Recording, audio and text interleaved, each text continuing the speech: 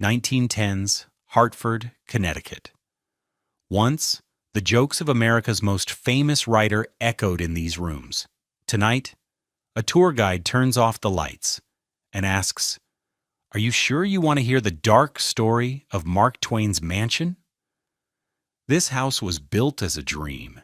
Here Mark Twain laughed with his daughters, wrote his books, and believed he had found his forever home.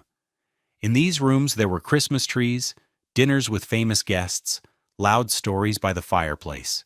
Then came the first blow, a child's illness, and she would never rise from that bed again. The second blow, debts, failed investments, a lost fortune. And the third, a decision that makes your throat tighten. To leave the house that now smells not of joy, but of death. Twain's house is rented out, cut up into offices, turned into cheap apartments.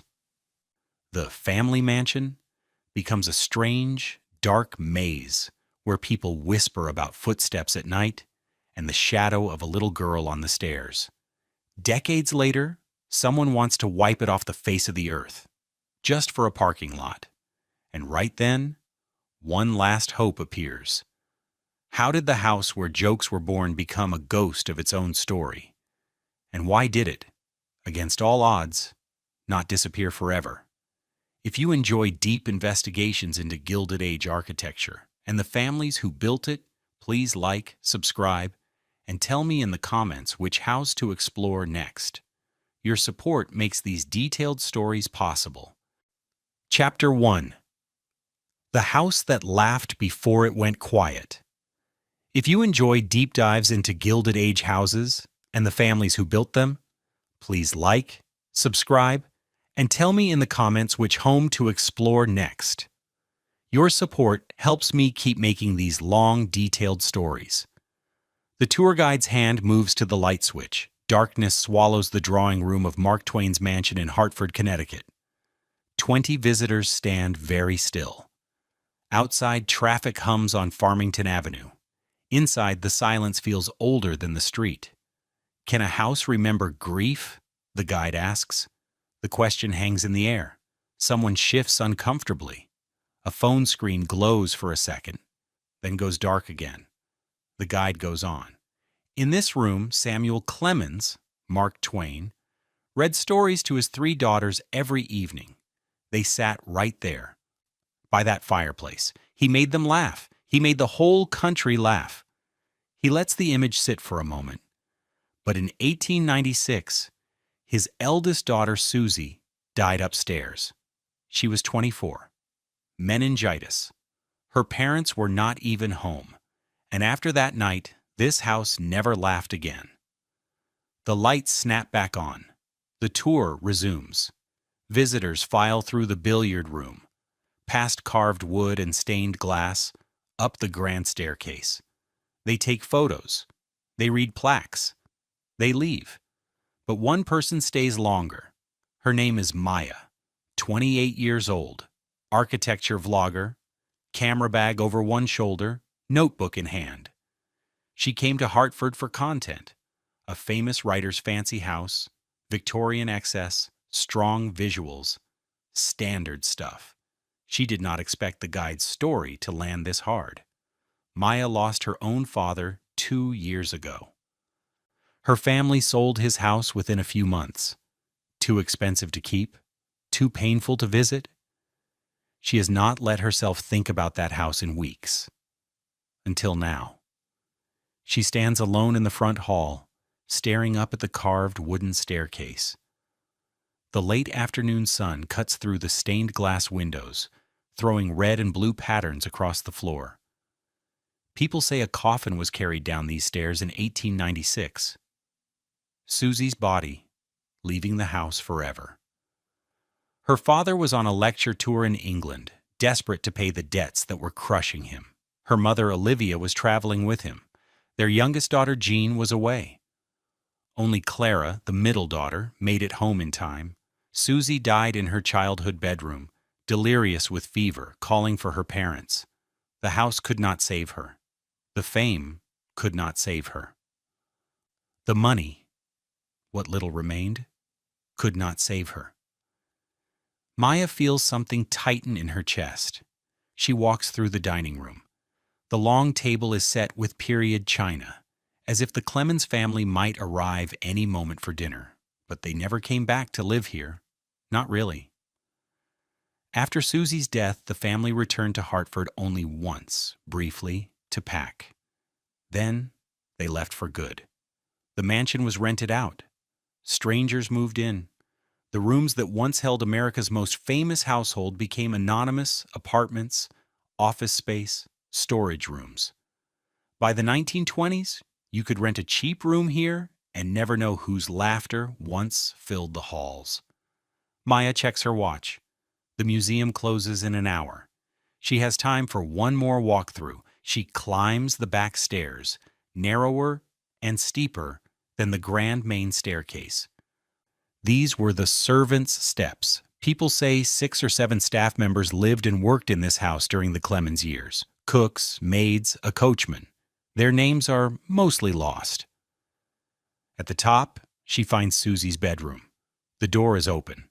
The room is small, surprisingly plain compared to the ornate public spaces downstairs. A single bed, a writing desk, floral wallpaper, faded now, but carefully restored. Maya stands in the doorway. This is where it ended. The dream of the house, the safety of childhood, the belief that success and love could protect you from the world. She takes a photo, then puts her phone away. Outside, the November wind rattles the windows. The house settles, creaking. Somewhere below, the last few visitors are leaving. Maya thinks, I came here for a story about architecture, but this is not about bricks and wood. This is about what happens when the dream collapses, when the house becomes a monument to everything you lost. She turns to go, but stops. On the small desk sits a reproduction of one of Susie's letters. Maya leans closer to read it. The handwriting is careful, hopeful, a young woman writing about her future. She never got one. Chapter 2. Building a dream in brick and ghostly blue, Maya leaves Susie's room and walks slowly down the main staircase, trailing her hand along the carved banister. Every detail in this house was chosen. Every color, every curve of wood, every pane of stained glass. Someone wanted all of this, planned it, believed in it. She wonders, what did Mark Twain see when he first stood on this empty hillside? Hartford, 1873. Farmington Avenue is mud and wheel ruts. The hill overlooks the city, but there is nothing here yet. Just wind, grass, and the distant thrum of factories and church bells below. Samuel Clemens stands with his wife Olivia and the architect, Edward Tuckerman Potter. Clemens is 37, famous, wealthy, hungry to build something that feels permanent. He wants a house full of jokes and light and children. Potter sketches ideas on a pad. Clemens keeps interrupting with his own visions. The billiard room should sit on the top floor with wide windows. The library must connect to the dining room so guests can talk through dinner. The porch should wrap around the house like a steamboat deck. Olivia has different priorities: safety, warmth, a steady home where their 3 daughters can grow up far from the noise of hotels and rented rooms. The cost is substantial. The first budget sits around $45,000. By the time construction ends, the total will climb closer to $70,000. In 1874, money that is a fortune. But Clemens feels sure of himself. His books sell. His lectures pack halls. The money seems to flow in as fast as he can spend it. The architect nods, adjusts his sketches, and takes notes. Within weeks, full plans are drawn. The house rises slowly. First comes the foundation, stone and brick sunk deep into Hartford clay. Then the walls. Red brick with black and orange patterns woven into the facade. The style looks like a hybrid. Gothic touches, Victorian drama, a hint of steamboat whimsy. Potter reportedly calls it modern Gothic, but it does not quite fit any clean label. What everyone can see is that it looks like no other house in Hartford. Workers haul lumber and glass up the hill. Masons lay brick in intricate patterns. Carpenters shape banisters and door frames. The house takes form floor by floor, room by room. Clemens visits the site often. He paces through raw, echoing spaces, imagining where furniture will stand, where his daughters will chase each other. He chats with the workers and cracks jokes. Some of them likely have no idea they are building a home for Mark Twain. To them, he is simply another rich man with oversized plans. The interior work takes months. Italian craftsmen carve the woodwork. Artists stencil ceilings in jewel tones. Stained glass windows are ordered from Louis Comfort Tiffany. The drawing room walls are dressed in embossed leather and painted wood. The library gets floor-to-ceiling bookshelves. Clemens insists on the latest technology. Running water in several rooms. Central heating. Gas lighting throughout. Later, a telephone when they become available. This house must be modern and comfortable, proof that America can build something as refined as any home in Europe. Olivia chooses wallpapers and fabrics. She decides where beds and sofas will go. She thinks about morning light in the nursery and evening fires in the drawing room. The work stretches over years. Understanding how and why this house was built means understanding the young success who ordered it. Clemens is writing about America, its greed, its humor, its contradictions. And here on this Hartford hillside, he is building his own little America, a place where ambition and comfort can live side by side, where a steamboat pilot's son can live like Eastern gentry. By 1874, the house is finished enough to move in. Furniture arrives. Rugs unroll across polished floors. Books fill the shelves. Fires burn in every hearth. The Clemens family walks through the front door for the first time as residents. 3 daughters. Susie, the eldest, is 2 years old. Clara is an infant. Langdon, their son, died 2 years earlier at 19 months. The grief is still close. This house is meant to be a new beginning, a place where no more children are lost. Olivia stands in the front hall and looks up at the staircase, the stained glass, the painted ceilings. Clemens puts his arm around her. "We did it," he says. She nods. They believe this house will hold them, keep them safe, become the fixed center of their lives. Maya, standing in that same front hall more than a century later, knows what they did not. The house will hold them for 17 years, and then it will let them go. Chapter 3. A House Full of Laughter. Maya steps into the library and stops. The room feels alive in a way the others do not. Books climb from floor to ceiling. On most evenings, a fire would have burned in that fireplace. The chairs sit close together, as if the family has just stepped out for a moment and might return any second. She imagines them here. Samuel Clemens reading aloud, shifting his voice for each character. 3 daughters curled on cushions, eyes wide.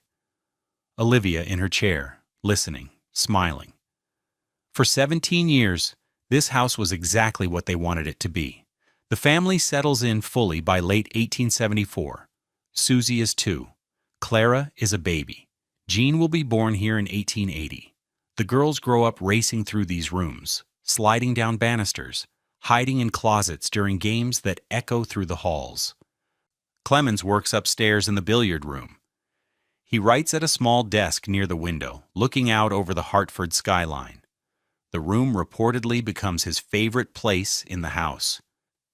He paces while he thinks. He lines up a shot and plays billiards between paragraphs. He reads drafts aloud to feel the rhythm in his own voice. Here he writes The Adventures of Tom Sawyer, then The Prince and the Pauper, then Adventures of Huckleberry Finn. The books that will shape American literature take form inside this crowded Victorian mansion on a hill. Downstairs, the house hums with daily life. Breakfast in the dining room. lessons for the girls in the schoolroom, Olivia managing staff, appointments, and household budgets, the cook preparing meals, maids scrubbing, polishing, mending, the coachman tending horses in the stable out back. It takes serious effort to keep a house like this running. 6 or 7 staff members work here full-time. Groceries, coal, gas, repairs. The bills never stop, but the money keeps arriving. Clemens lectures, his books sell, new investments promise even larger returns. The family builds rituals. Each evening, they gather in the library for readings. Clemens performs more than he reads. He turns the lines into theater. Every character gets a different voice, a gesture, a way of moving. The girls plead for one more chapter. He usually gives in. Christmas transforms the house. A huge tree rises in the front hall, reaching toward the stained glass skylight. Presents pile beneath the branches. Carols ring around the piano. Guests arrive from New York, Boston, even Europe. The rooms overflow with voices and laughter. Clemens reportedly loves hosting. Writers, editors, politicians, actors. Anyone interesting is welcome at his table. Dinners stretch late into the night. Conversations jump from literature to politics to the latest machines and inventions. Clemens holds court, telling stories until the table roars. The girls sometimes watch from the stairs in their nightgowns, meant to be asleep, but drawn by the noise and light below. Susie grows into a thoughtful, serious child. She writes poems and keeps a journal. She studies her father carefully, noticing when he looks tired or worried beneath the jokes. Clara is more social and musical. She practices piano, sings, and thrives on the constant parade of visitors. Jean, the youngest, is restless and bold. She charges through the house, climbs trees in the yard, and fires off endless questions. Olivia tries to shape them into proper young ladies. Piano lessons, French lessons, manners. Clemens pushes the other way. He wants them curious, fearless, unafraid to speak up. The house absorbs all of it. The order and the mess, the formal dinners and the midnight games, the quiet hours of writing and the noisy crowds of friends. Maya opens her notebook and writes, "This house was not just shelter. It was their belief made solid. The idea that life could be controlled, shaped, made safe through money, planning, and care."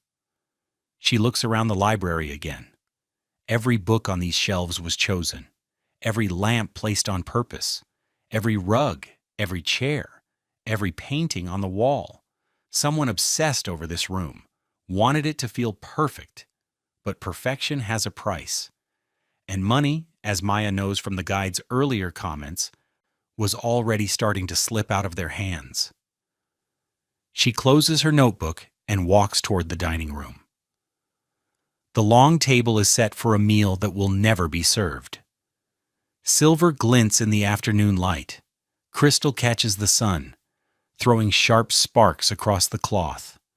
Maya counts the place settings. 12. Enough for the family and a circle of guests.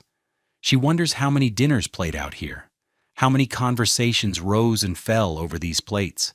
How many nights Clemens sat at the head of this table making everyone laugh, while upstairs, on his desk, letters about debt waited to be opened. The house was full of laughter, but under the jokes and music, something was already starting to crack. Chapter 4. Hairline cracks, jokes, debts, and strain. Maya runs her hand along the polished dining table and thinks about maintenance. How much did it cost to keep wood like this gleaming? To heat every room? To pay 6 staff members month after month, year after year? She walks toward Clemens's study on the first floor. This smaller room, tucked away from the grand public spaces, tells a different story than the library or drawing room. The desk here is plain. The chair is worn. This is where business happened, where envelopes were slid open, where bills piled up, where the numbers refused to behave. Hartford, early 1880s. Mark Twain is at the peak of his fame. His books sell in massive numbers. His lectures fill halls across America and Europe. Newspaper interviews, magazine profiles. Everyone wants a quote, a joke, a moment with him. But fame and wealth are not the same thing. The mansion costs roughly $35,000 a year to maintain. Staff wages, coal for heating, gas for lighting, repairs, property taxes, food for a household that constantly entertains. The expenses march in week after week, without a break. Clemens earns well, but he spends more. He lives like a man who believes the river of money will never run dry. And he invests, constantly, boldly, often badly. He pours money into a new typesetting machine invented by James Page. The device promises to revolutionize printing. Clemens is sure it will make him millions. He funds Page's work year after year, watching his investment grow from thousands to tens of thousands, then to more than $200,000. The machine never works properly. He starts his own publishing company, Charles L. Webster and Company. At first, it looks brilliant. The company publishes Ulysses S. Grant's memoirs, which sell in huge numbers. Clemens makes real money. He decides he has found another road to lasting wealth. But running a publishing house demands capital, focus, and hard business sense. Clemens has bursts of attention when a project excites him. The business skill is weaker. The capital begins to drain away. At dinner parties, he is dazzling, sharp, funny, holding the whole table. Guests leave talking about his stories, his timing, his kindness. In his study, late at night, he is pale and tight-jawed. He opens letters from his publisher, from Page, from banks. He adds and re-adds figures. No matter how he shifts them, the totals move in the wrong direction. Olivia feels the strain in another way. The house is her responsibility.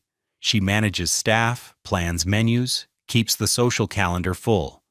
The entertaining rarely stops. Important guests, Clemens reminds her, are good for business, good for book sales, good for connections. But she is exhausted. The girls are growing. They need schools, music lessons, proper clothes, trips. Susie is sensitive and often ill. Jean has seizures no doctor can explain or cure. Clara needs care too, though she is often lost between her more dramatic sisters. Olivia keeps the household looking effortless. On the surface, everything shines. Dinner appears on time. The silver is bright. The fires are lit before anyone feels a chill. In private, she tells Clemens they need to cut costs. Fewer trips, fewer large dinners, less risk in investments. He nods, he agrees. He promises to be more cautious. Then another perfect opportunity appears. Another device that simply must succeed. Another lecture tour that will surely fix everything. Another business venture that cannot miss. The staff notice small signs. Conversations that stop the moment someone enters the room. Clemens pacing in his study instead of sitting at his desk. Olivia's tight smile when the morning mail arrives. One maid reportedly tells another, "They live like royalty, but something is wrong." The girls feel it too. Susie, especially. By 1889, she is 17, old enough to see when her father is distant. When her mother's face hardens after a visitor leaves, she writes in her journal about the tension that hangs in the house. Yet the performance continues. The house still glows at night. The parties still unfold. To neighbors and visitors, the Clemens family is still the most exciting, most successful household on Farmington Avenue. Maya finds a reproduction of one of Clemens' letters to Olivia on display in the study. She leans in to read. He is explaining why a new investment will work, why this next lecture tour will repair the damage, why she should not worry. The date is 1891. Maya already knows the rest of the timeline. The publishing company will collapse. The typesetting machine will fail. The debts will become crushing. And within 5 years, Clemens will have to leave this house for good. circling the globe on a desperate lecture tour just to pay back what he owes. But before that financial disaster hits, something worse will break them. She looks toward the staircase. Susie's bedroom is up there, waiting. The house is about to learn what grief feels like. Chapter 5. The Empty Bedroom. Maya climbs the stairs slowly. She has been avoiding this part of the tour. She chose the bright rooms first, the library where stories were read, the dining room where guests roared with laughter, the study where Clemens tried to hold his world together while the money slipped away. But now there is nowhere else to go. She has to face the room where the story breaks. Susie's bedroom sits at the end of the second-floor hallway. The door stands open. Late afternoon light angles through the window and catches dust motes drifting in the air. Maya steps inside. The space is smaller than she imagined. A single bed with a white coverlet. A writing desk by the window, floral wallpaper in faded pink and green. A short bookshelf with leather-bound volumes. A chair with a dress draped over the back, carefully posed by museum staff to suggest someone just stepped away. But Susie Clemens never stepped away.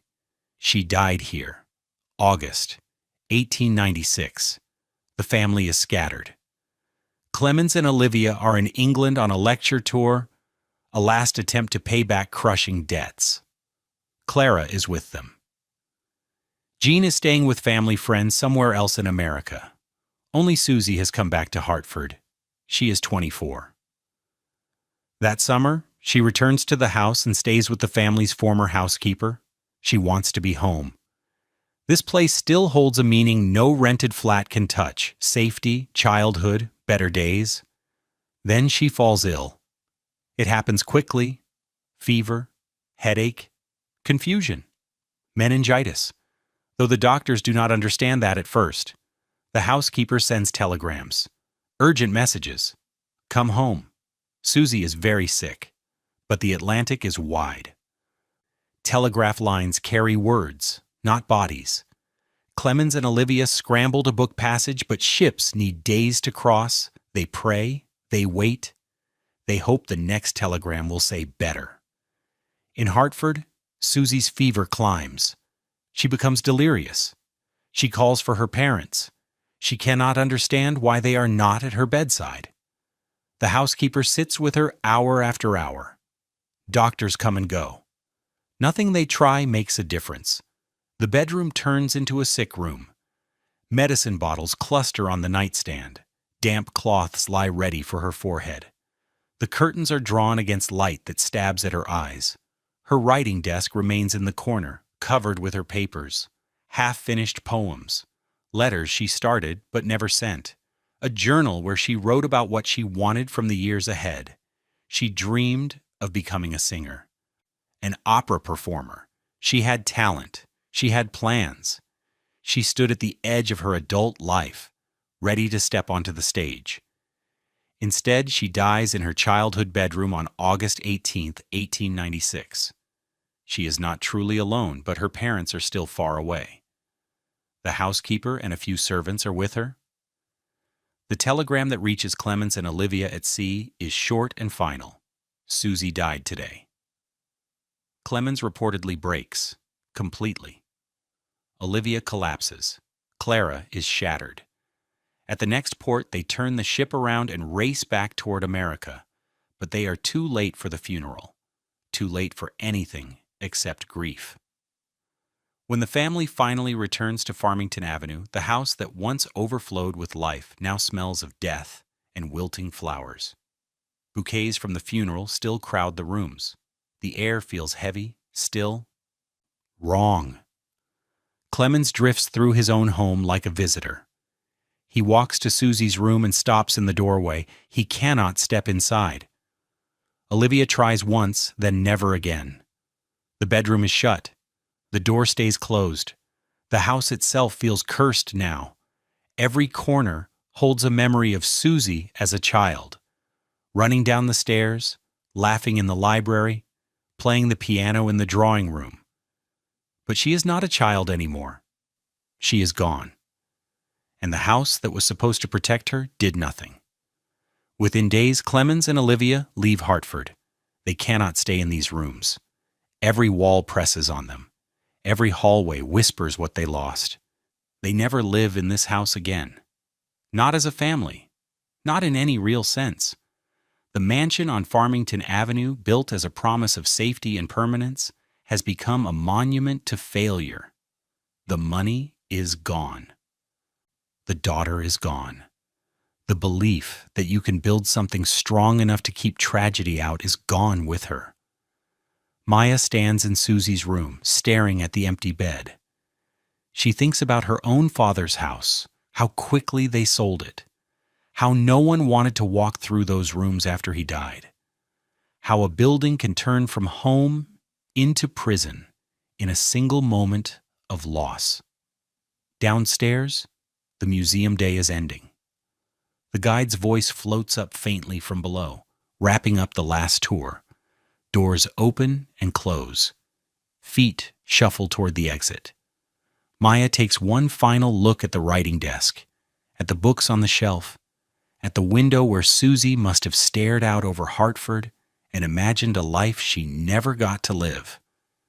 Then Maya steps into the hall and pulls the door softly closed behind her. The first act is over. The dream has collapsed. What waits on the other side of the staircase is darker.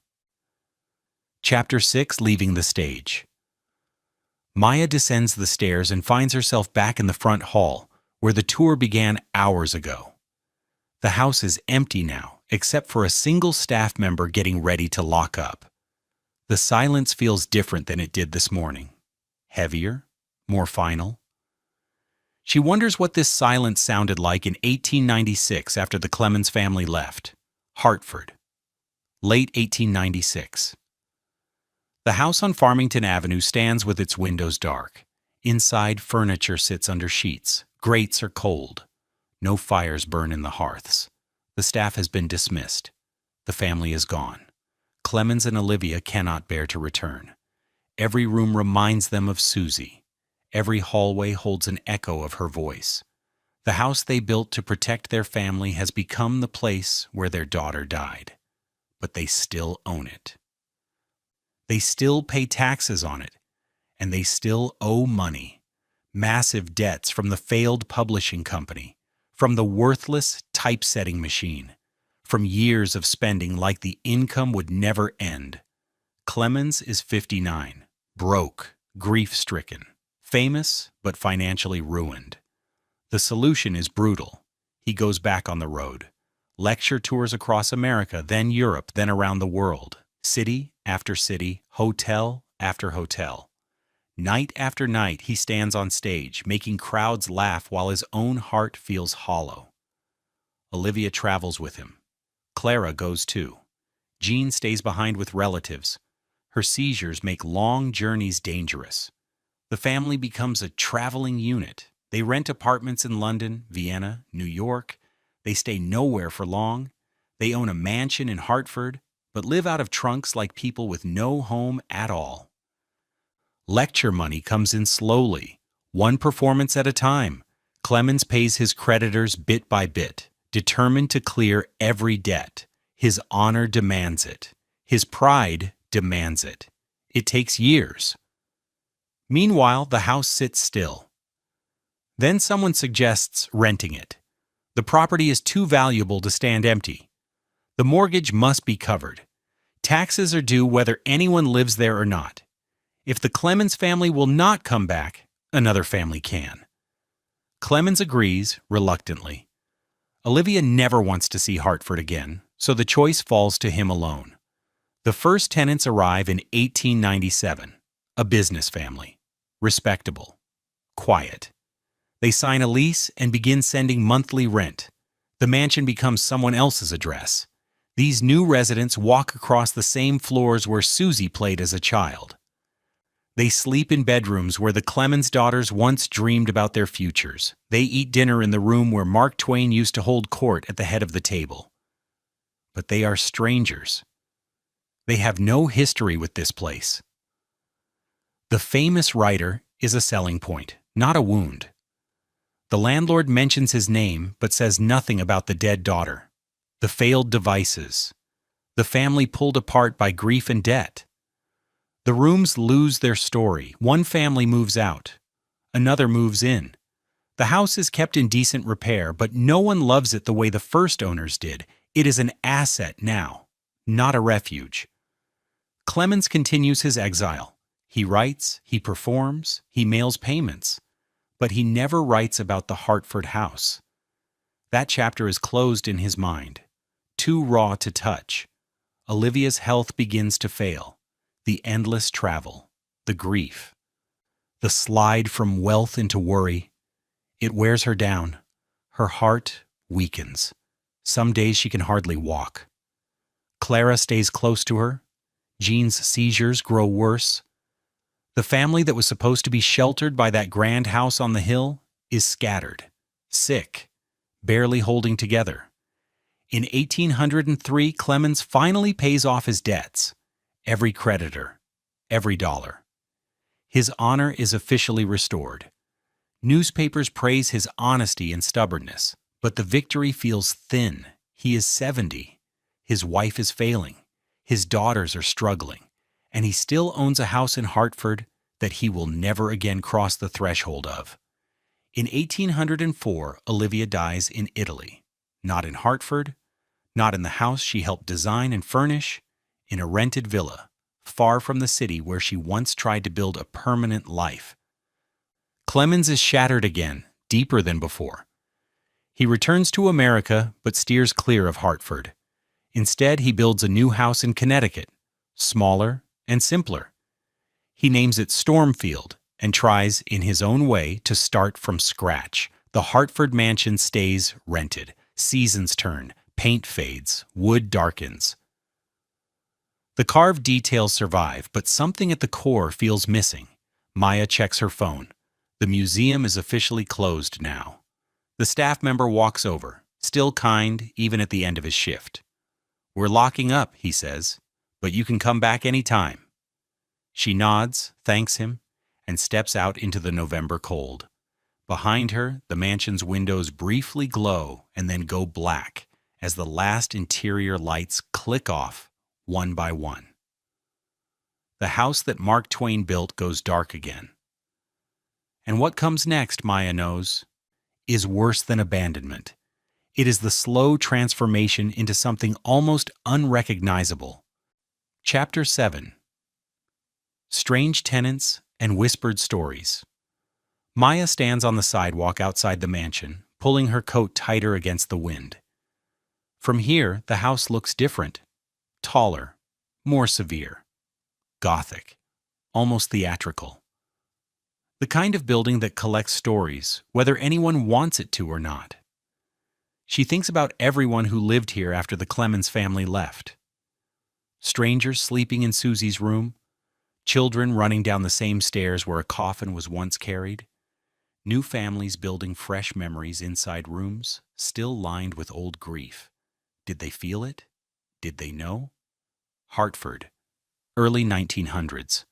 The mansion changes hands again and again. One tenant leaves, another moves in. The house becomes a revolving door of temporary lives. A businessman and his family rent the second floor for 2 years. His children play in the same nursery where the Clemens daughters once chased each other. But these children are different. They do not know the history. To them, it is just a big, odd house with strange angles and too many stairs. The businessman's wife reportedly tells a friend she dislikes the drawing room. Something about it feels wrong to her. Too still. Too watchful. She goes in only when she must. Downstairs, another family rents the first floor rooms. A widow and her adult son. They live quietly, rarely entertaining. The son works as a clerk downtown. The mother stays home, cooking in the kitchen that once fed crowded dinner parties and midnight guests. At night, she hears footsteps overhead. In the corridors. Soft, light steps like a child's bare feet. She mentions it to her son. He shrugs. Old houses creak, old houses settle. That is all. But the sounds return, night after night, always in the same hallway, same soft tread. The widow finally asks the landlord about previous tenants. He gives her the surface story. A famous writer lived here once. Mark Twain. You have heard of him, of course. She pushes gently. Did something happen here? He hesitates, weighing how much to say. Then, his daughter died upstairs long ago, but that is in the past.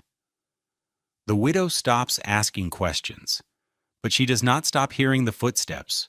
Word spreads slowly through Hartford. People begin to say that the house where Mark Twain lived is haunted. Neighbors pass stories over back fences and at corner shops. Each retelling adds a new detail, a new twist that might be true or might be invention. A child's laughter echoing in empty rooms. A figure on the staircase that vanishes when you look twice. Doors that close by themselves. A cold patch in the hallway outside Susie's old bedroom. Servants whisper in the kitchen.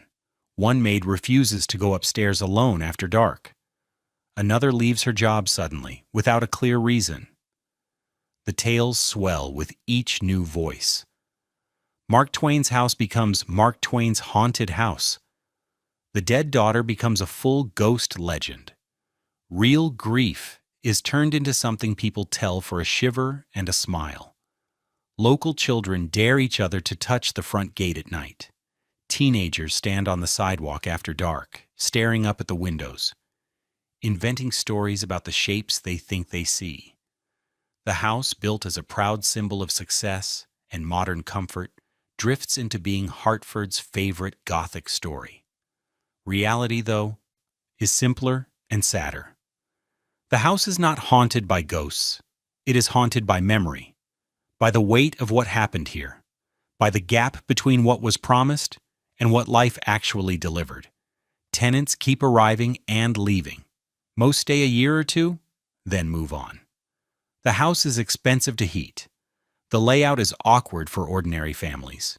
The rooms are too large, too formal, built for a style of entertaining that no one does anymore.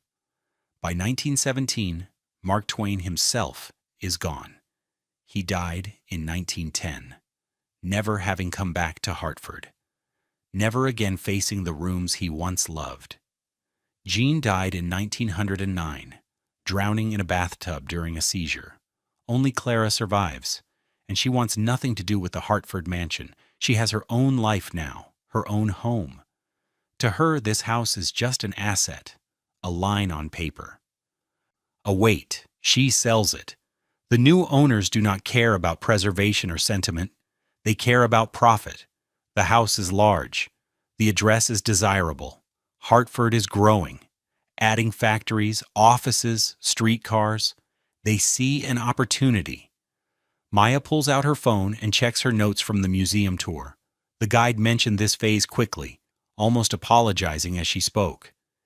Even now, more than 100 years later, it seems people are embarrassed to say what the house went through. The house that Mark Twain built. The house where major works of American literature were written. The house that held grief, abandonment, and ghost stories. That same house is about to be carved up. Maya saves her notes and starts walking toward her hotel. Tomorrow, she will come back with her camera. She will film the house as it stands now, restored and cared for. But tonight, she needs to sit with what happened in between. How does a mansion become a tenement? How does a dream turn into just another address where people pay low rent and try to make it through the month? The answer, she is starting to see, is painfully simple. One decision at a time, one compromise at a time, one slice taken off after another, until almost nothing of the original life remains, except the shell. Chapter 8. Chop it up, rent it out. Maya returns the next morning with her camera, but she does not hit record right away. She sits in her car across the street, staring at the mansion and trying to picture a different version of it. Smaller windows nailed into big openings, cheap doors where carved wood once stood, thin walls slicing straight through grand rooms, beauty hidden behind drywall. history smothered under linoleum. That is what happened here. For decades. Hartford, 1918. The new owners bring in contractors. The instructions are blunt. Maximize rental income. Turn one mansion into many units. Make every square foot pay its share. The work begins. Carpenters walk through the house, studying the original layout. The drawing room is far too large for a single rental. They run a wall down the center, cutting it in half. One space becomes 2 apartments.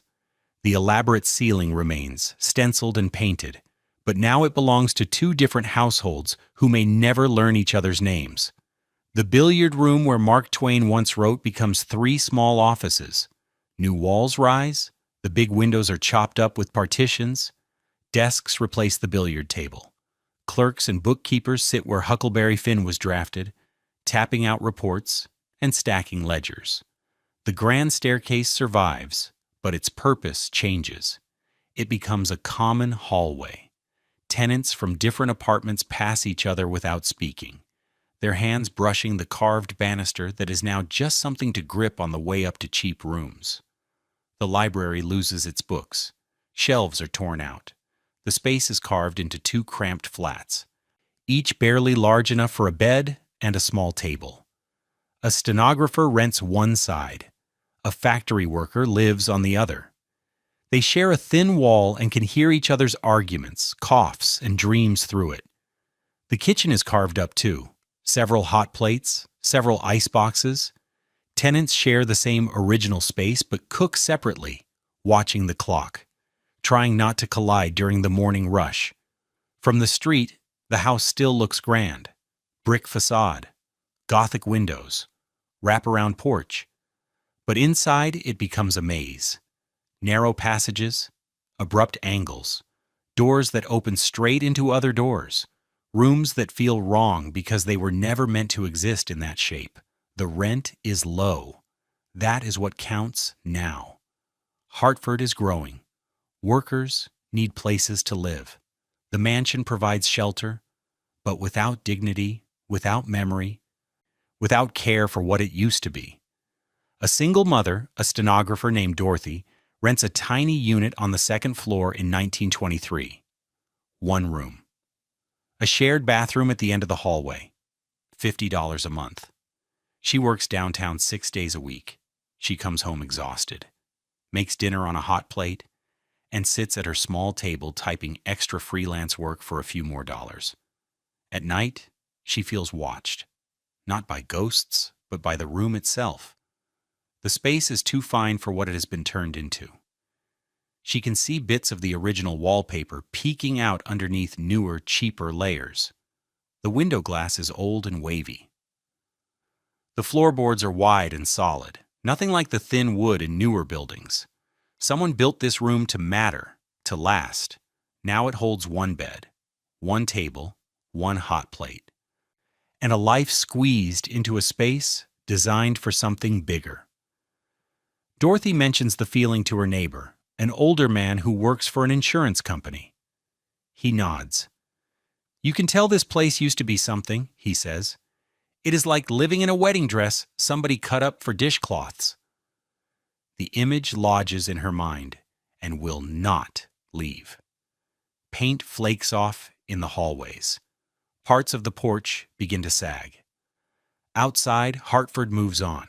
Horses give way to cars. Factories stretch higher. New office blocks rise downtown.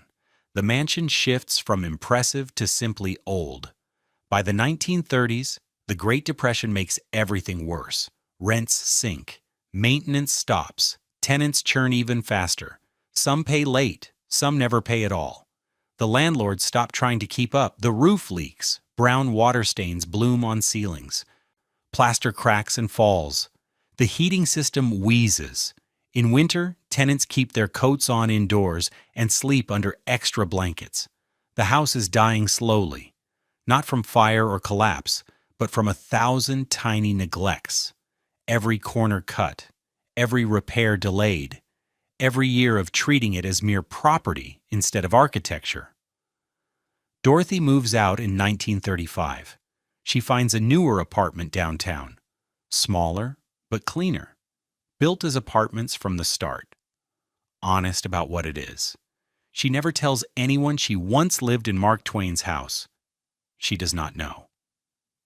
The landlord never bothered to mention it. And even if he had, what would it change? The building she knew was not Mark Twain's mansion. It was just another address where poor people tried not to freeze. Maya finally lifts her camera. She films the drawing room as it stands today, restored and glowing. She moves through the library, the billiard room, the grand staircase. But in her mind, she can still see the walls that once cut these spaces in half, the flimsy partitions, the cheap paint, the slow erasing of every choice the Clemens family made. She wonders, at what point does a house stop being a home and become just a container for survival? And once that happens, can it ever truly come back? Chapter 9. The Letter That Almost Buried It.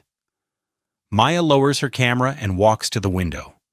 Outside, Farmington Avenue is busy with afternoon traffic. Cars slide past in steady lines. Pedestrians cross with coffee cups and phones in hand. Hartford has moved on from the 1930s, from the Depression, from the long stretch when this house was just cheap apartments and crumbling offices. But the house almost did not make it this far. She turns back to the room, trying to picture it empty. Windows boarded, wallpaper peeling, city notice on the door, condemned, scheduled for demolition. That nearly became its ending. Hartford, 1955. The mansion is about 75 years old and looks every single year of it. The cut-up apartments are barely habitable.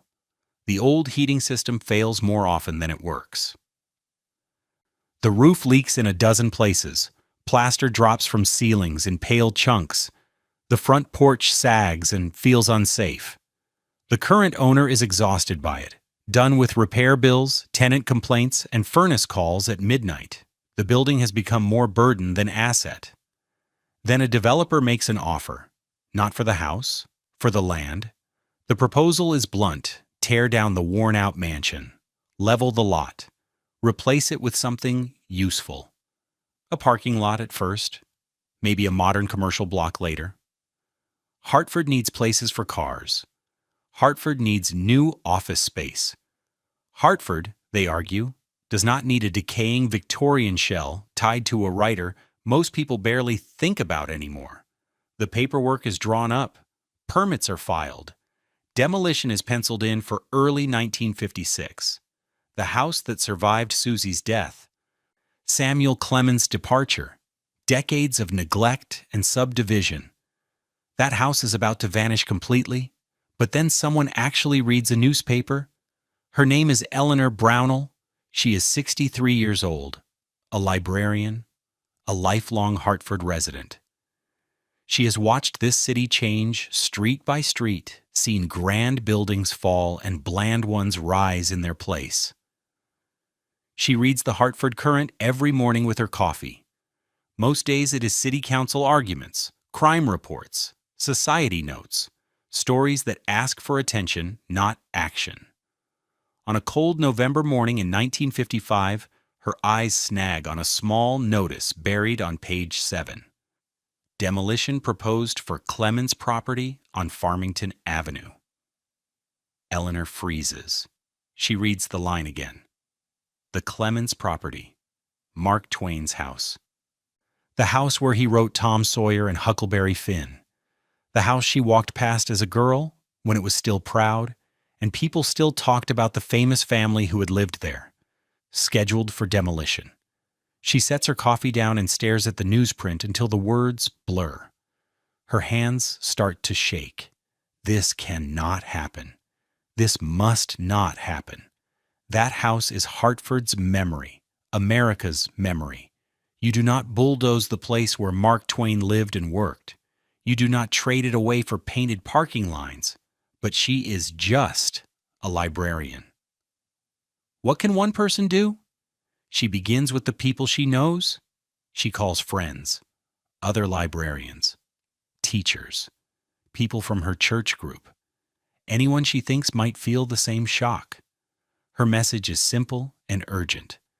They are going to tear down Mark Twain's house. We have to try to stop it. Most people are stunned. That old place on Farmington? I had no idea Twain lived there.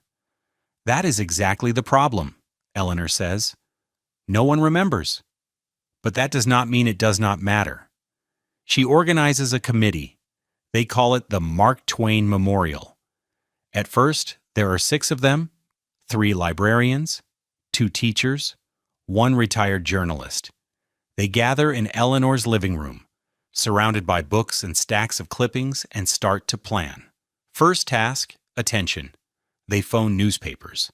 They contact radio stations. They send letters to editors. Their core line is sharp. Hartford is about to destroy its most important literary landmark. Do we care about our own story or not? The reaction is mixed. Some people agree at once. Save the house, protect our heritage. Others shrug. It is just an old building. The city needs progress, not sentiment. The developer pushes back hard. The house, he insists, is beyond saving. Repairs would cost a fortune. It makes more sense to start fresh than to pour money into a wreck. Eleanor and her small committee argue the opposite. The bones are strong. The real damage is in plaster and paint. With serious funding and careful work, the building could be restored. But money is the cruel part. The committee almost has none. Donations trickle in like a slow leak. $10 from one supporter, $20 from another. A local school runs a bake sale and proudly sends $43 in an envelope. It is nowhere near enough. The developer sets a firm deadline. If the committee cannot raise real money and present a believable preservation plan by March of 1956, the demolition will move ahead. No more delays. Late at night, Eleanor sits at her kitchen table, pencil in hand, doing rough calculations on a yellow pad. They need thousands of dollars. They have only hundreds. The gap feels like a canyon. She thinks about quitting. Maybe the house is meant to be torn down. Maybe clinging to the past is childish. Maybe Hartford truly does need parking spaces more than it needs one old Victorian shell. Then she thinks about Mark Twain, about Susie's empty room, about all the families who lived inside these walls, loved them, lost them, gave up on them. Someone has to care. Someone has to say no. Someone has to remember out loud. She picks up her pen again and starts writing letters to foundations, to wealthy families with Hartford roots, to anyone whose name she has ever seen on the side of a library wing or museum plaque. One of those letters will land on the right desk and change everything for this house. But she does not know that yet. Maya sits in the restored library, reading about Eleanor's campaign on a museum placard, the glass reflecting her own face, over the old black and white photos. She thinks one person, one tiny newspaper notice, one stubborn choice to care. Sometimes that is all it takes to save a building. Almost. Chapter 10. A miracle. And a collapse. Maya stops in front of a black and white photograph on the museum wall. Eleanor Brownell stands in front of the mansion in 1956. She looks small in the frame, gray-haired, wearing a dark coat and sensible shoes. Behind her, the house is in rough shape, peeling paint, broken shutters, several windows boarded over, but Eleanor is smiling because somehow, against the odds, she has just won the first battle. Hartford, spring of 1956. The demolition deadline is only days away. Eleanor's committee has raised some money, but not nearly enough. They have newspaper editorials, public support, petitions with hundreds of signatures spread across kitchen tables and library desks. What they do not have is the one thing that counts with the bank and the developer, a concrete financial plan that shows how the building can be saved. Then a letter arrives at Eleanor's house. The envelope is thick, creamy paper with a New York return address from a foundation she had written to weeks earlier and almost forgotten. She opens it in her kitchen, still wearing her coat from the walk home, her fingers cold from the Hartford air. Inside is a pledge, a serious donation, not enough to restore the mansion, but enough to buy time, enough for a down payment, enough to prove to the developer that the committee is not just sentimental, but solvent. Eleanor drops into a kitchen chair. The letter explains that the foundation funds historic preservation.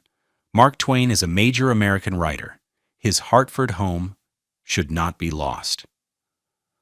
They are prepared to help. Eleanor starts dialing numbers, committee members, one after another. Emergency meeting, tonight. By midnight, they have a rough plan mapped out on Eleanor's dining table. Step 1, purchase the property. Step 2, stop the demolition permit. Step 3, launch a larger campaign to fund actual restoration. One step at a time. The developer is not pleased, but money is money. He accepts their offer. The house is officially saved. Newspaper headlines celebrate Mark Twain House preserved. Eleanor gives radio interviews. The committee poses for photos. For a brief, bright moment, it feels like the story has reached its happy ending. It has not. June of 1956.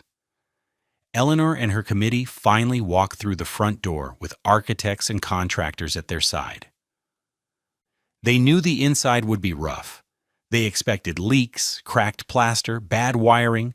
Nothing prepares them for what they actually see. The carved woodwork is gouged and broken, entire sections ripped out by past owners. Many stained glass panels are cracked or missing altogether. Elaborate ceilings sag, stained brown and black from years of water intrusion. The heating system is not just old, it is dead. The plumbing is rusted and unsafe. The electrical wiring snakes through rooms in ways that ignore every modern code. Walls slapped up to make apartments block original sightlines. Floors feel spongy in places and need reinforcement. The roof must be replaced, not patched. There are cracks in the foundation itself. An architect walks through the wreckage, then turns to Eleanor. "This is not restoration," he says quietly. "This is resurrection." The cost estimate arrives weeks later. Full restoration will require hundreds of thousands of dollars. Perhaps more. The numbers land on the committee table like a weight. The foundation grant was enough to secure the deed and halt the wrecking crew. But bringing the house back to life? That is another universe of money. The committee gathers again. The mood has shifted. The earlier excitement has drained away, replaced by a hard, tired silence. They have saved the building from bulldozers, yet they cannot open it to the public. Not safely. Not with ceilings ready to fall and wiring that could spark a fire. Right now, the house exists in limbo. Too important to destroy. Too broken to use. One member suggests selling it on, letting another buyer take the risk. "At least it will not be a parking lot," he says. Eleanor shakes her head. "We did not fight this hard just to hand it off and hope," she says. "Then what do we do?" someone asks. Eleanor has no answer ready. The bank sets a new set of deadlines. Mortgage payments, insurance, basic costs of ownership. If the committee cannot meet those obligations, foreclosure looms. They launch another campaign, this one fueled more by grim determination than excitement. Letters to donors, public talks, small events in school auditoriums and church basements. Donations arrive, but in slow drips, $5 in an envelope, $10 in another. A wealthy Hartford family sends a check for $1,000. It feels huge, but the gap is still massive. By autumn, the committee is worn down. Eleanor looks thinner in photographs from those months, her shoulders slightly hunched. She has poured her time, her savings, and years of energy into this fight. The numbers still do not add up. One evening, she stands alone in the mansion's dining room. The long table is gone. The walls are scarred from old partitions. The ceiling has open holes. Water damage has warped and buckled the floorboards. She whispers into the empty space, "We saved you. I just do not know if we can keep you." Outside, the sun slides behind the Hartford skyline. Light drains from the windows. The house sinks back into shadow. Eleanor locks the front door and walks to her car. In the morning, she has another meeting with the bank about money they do not have and deadlines they cannot meet. She drives home past new office blocks, low concrete parking lots, and glowing neon signs spelling out progress. Behind her, the mansion sits on its small rise, empty, saved, but not safe, rescued, but not yet restored. Maya finishes reading the museum placard that covers this stretch of time. The curators call it the Dark Years. From 1956 to 1963, 7 long years of barely hanging on. And yet, somehow, the house did not fall. Maya feels the tug of the unanswered question. She needs to know who or what finally tipped the balance. Chapter 11. Years of Dust and Paint. Maya walks through the restored mansion with new eyes. Every perfect detail she sees now, the polished wood, the bright stenciled ceilings, the glowing stained glass, was once broken, dusty, forgotten. Someone had to care enough to fix all of it, piece by piece, year after year. That work took decades. Hartford, early 1960s. Eleanor's committee is still fighting. They have not given up, but they have not won either. Most days the house stands locked and silent, waiting. Money arrives in small sums. Local bake sales, school drives, modest checks from people who loved Mark Twain's books, a few larger gifts from foundations that care about American literature. It is never enough for a full restoration, but it is just enough to keep the lights on and the dream alive. So the committee starts small, one room at a time. Volunteers show up on weekends. Retired teachers, history students from Trinity College, local craftsmen who donate their skills. They wear old clothes, bring their own tools, and step into the dust. First, they undo the worst damage. Thin walls that sliced grand rooms into cramped units are pulled down carefully, plank by plank. Drywall and cheap lumber are carried out. As they strip things away, the original architecture appears, like something being excavated from under sand. One volunteer traces the outline of the original drawing room, the old proportions, the hidden ceiling details under layers of paint. "It is still here," he says softly. "We can bring it back." They begin to strip paint layer after layer. They test small patches, trying not to damage what lies beneath. Slowly, the Tiffany-designed ceiling stencils come back to life. Deep red, warm gold, dark green. Patterns that no one has seen clearly in roughly half a century. Another team focuses on the woodwork, carved banisters, door frames, built-in bookcases. Some pieces are too far gone and must be recreated from scratch.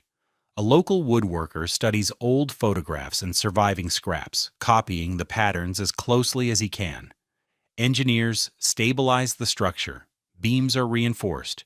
Cracks in the foundation are repaired. The roof is replaced section by section, following the original lines as closely as modern materials allow. Progress is slow. Funding arrives in bursts and then dries up. Some months nothing moves at all, because there is no money for supplies. The house sits, halfway saved. Then a new grant is approved. Or a major donor steps forward. Or a corporation writes a check after a long meeting. Work starts again. Maya films the library, and a museum guide steps over to her. "You know they found the original Tiffany glass in the basement," he says. "Just sitting there. Taken out decades ago and stored. No one bothered to throw it away. It was like the house was hiding parts of itself until someone came looking." The restoration pushes through the 1960s and into the 1970s. Archivists search for every photograph they can find from the Clemens years. Every detail matters. What color were the walls? Where did the furniture stand? Which light fixtures were original and which were later replacements? Some answers appear in archives. Letters from Olivia describing fabrics and paint, old magazine spreads showing the rooms at their peak, receipts for carpets, wallpaper, and furniture. Other answers are simply gone. In those cases, curators make their best, careful guesses based on period style and what is known about the Clemens family's taste. In 1974, exactly 100 years after the family first moved in, the house opens partially to the public. It is not fully restored. It is not finished. But it is safe enough to welcome visitors and honest enough to show. The first tour groups walk through rooms that are mid-process. Some spaces shine with fresh restoration. Others remain raw, with exposed plaster and scaffolding. The guides do not pretend everything is perfect. They explain what has been done and what still needs work. They tell the full story, the joyful years, the grief, the slow decay, and the long, stubborn effort to save the house. Visitors respond. They leave donations in boxes by the door. They sign up to volunteer. They tell their friends and bring them back. There is no single triumphant moment. No big ribbon cutting with brass bands. Just slow, steady care, a kind of stubborn love. Maya watches a small work crew through a doorway. Even now in the year 2024, restoration continues. A conservator cleans a stained glass panel with tiny, careful motions. A carpenter sands and repairs trim in a third-floor room. The house is never truly finished. It cannot be. Too much was lost. Too much was changed. But what remains is now protected, remembered, honored. She thinks about the volunteers from the 1960s. Many of them gone, others very old. They gave years of their lives to this place, and most visitors today will never know their names. Eleanor Brownell died in 1982. She lived long enough to see the house open, to watch visitors climb the staircase she fought to save. She saw her impossible idea become real. She did not live to see every room restored. That work is still happening. Maya films the entrance hall one last time. The carved staircase, the stained glass, the painted ceiling. What moves her most is not the beauty itself, but the cost of bringing that beauty back. The years. The money. The belief that something broken can still be made whole. Not perfectly, never perfectly, but whole enough. Chapter 12, Centrine, The Journal in the Floorboards. Maya spends her third day at the mansion filming behind-the-scenes material with the museum staff. A preservation specialist named Robert guides her into spaces visitors never see. Storage rooms packed with labeled boxes. Workshop tables covered in tools and fragile fragments. Finally, the attic. Most people never come up here, Robert says as they climb the narrow stairs. But this is where the real stories hide sometimes. The attic is low and dusty. Light slips in through small dormer windows. Rough wooden beams stretch overhead. Along the walls, boxes sit stacked in uneven rows, each marked by decade. Robert is checking the structure after recent storms, scanning for freshwater damage and soft spots.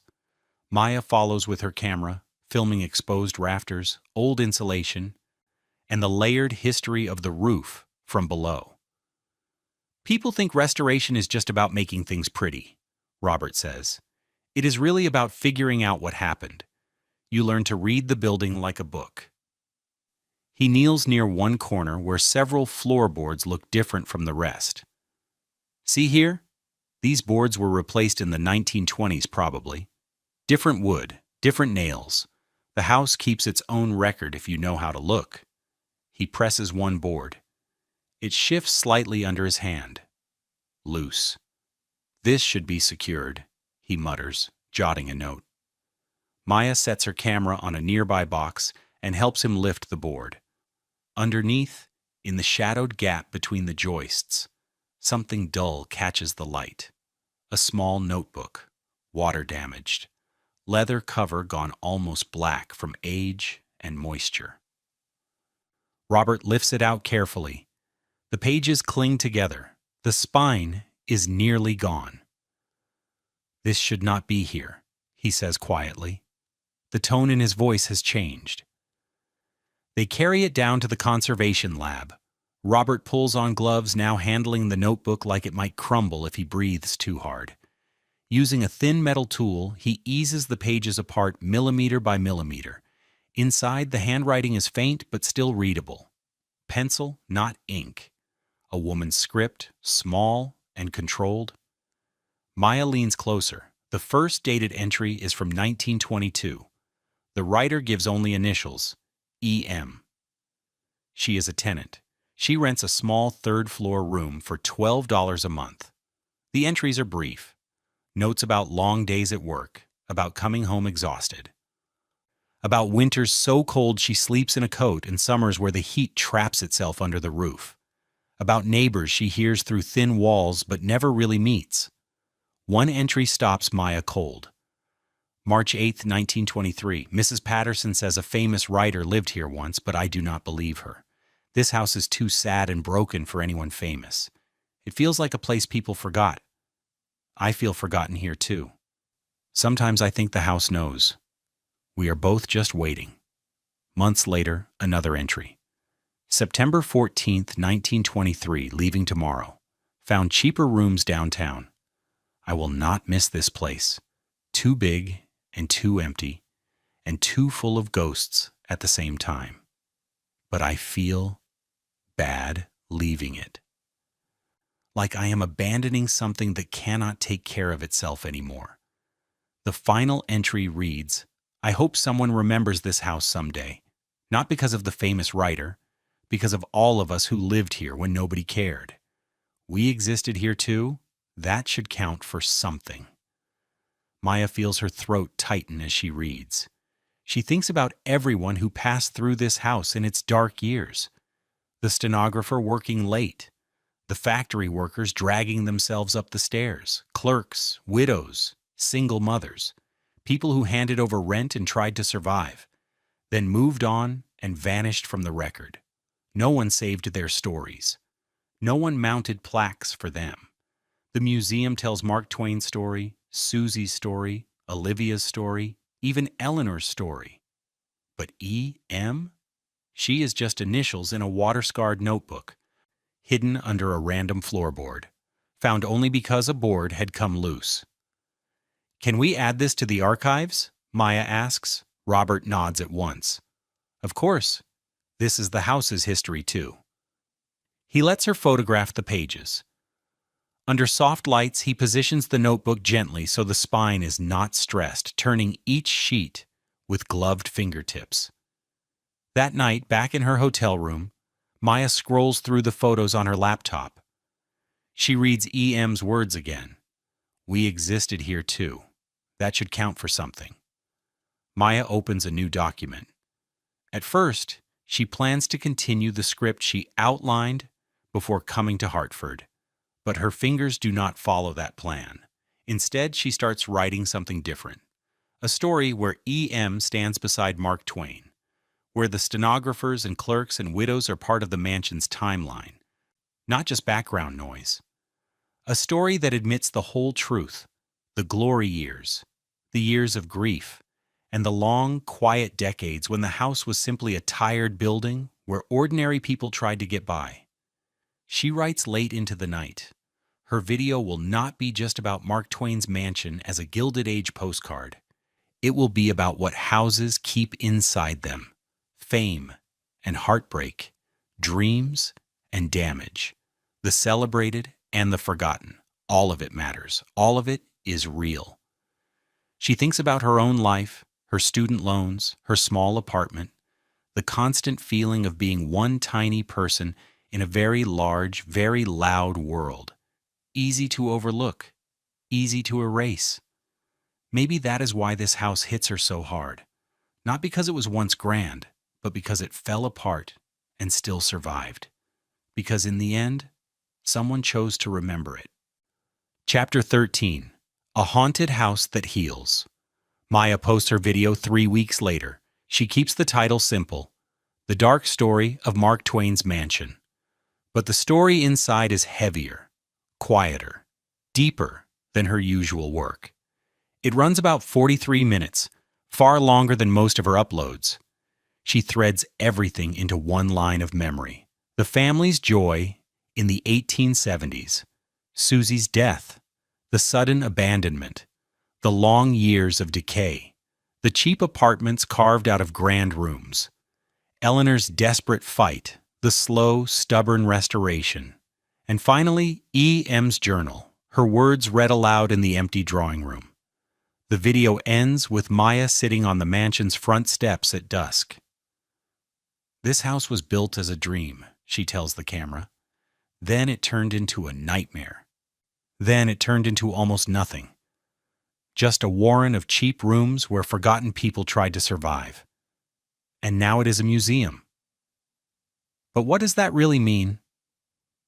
She lets the silence hang for a moment.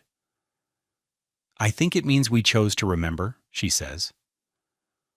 "Not only the famous writer, not only the wealth and the books and the parties. We chose to remember the grief, the failure, the loss, the years when this house was broken and no one cared. We remember all of it, because that is the only honest way to love something." The video begins to spread, not as an overnight explosion, but as a slow, steady climb. 10,000 views grows into 50,000, then into 100,000. The comments catch her off guard.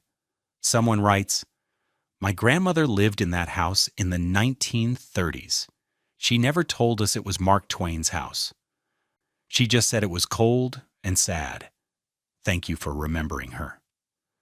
Another viewer says, "My family is going through foreclosure right now. This video made me cry, but also gave me hope. Houses can come back. Families can live through loss." Another comment, "I work in historic preservation. This is the clearest explanation I have seen of why we do this work. It is not mainly about buildings. It is about refusing to let stories disappear." The Mark Twain House and Museum reaches out.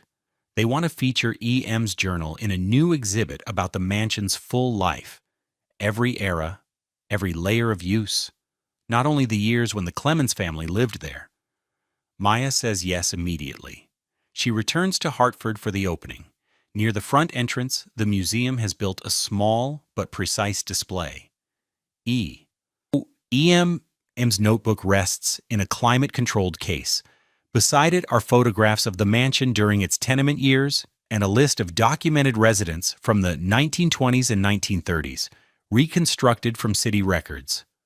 Over the display, in large type, is a single line from the journal. "We existed here too." That should count for something. School groups pause to read. Tourists lift their phones for pictures.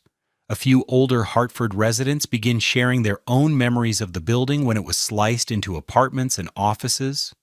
One woman, 93 years old, tells Maya, "My father rented an office here in 1941. I visited once as a girl. I remember thinking it was the saddest building I had ever seen. So beautiful, but so broken." She turns to look at the restored drawing room, glowing now under careful lights and polished wood. "I am glad it came back," she whispers. Maya is glad too. She thinks about all the ways houses haunt us, not with ghosts, but with memory, with the weight of everything they have seen and held. This house has witnessed joy and grief, success and ruin, love and abandonment, fame and near total anonymity. And somehow, against the odds, it survived all of it.